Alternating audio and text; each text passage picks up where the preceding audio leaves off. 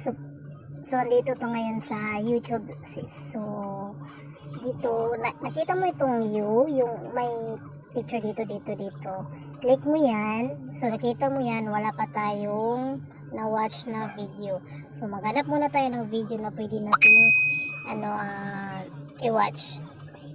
Okay, search Kalinga Prab. So, ayan. So, ito example muna.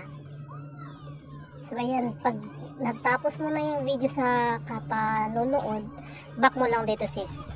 So, back. Ayan, back. Tapos, so, ayan, punta ka again dito sa library. Ito po tinatawag po library, sis. So, ayan, ito yung video na, pinanood ko. Ayan, may history dito, nakalagay dito. Tapos, may view all dito. Click mo lang yan, sis. Ayan. O, ayan. May tatlong dots dito sa itaas. Click mo lang yan. O, ayan. Tapos, hanapin mo yung player history. Click mo yan. Tapos, clear watch history. Click mo lang. Ayan. So, wala na. Ganun lang po mag-clear history. Sana po may nagtunad kayo.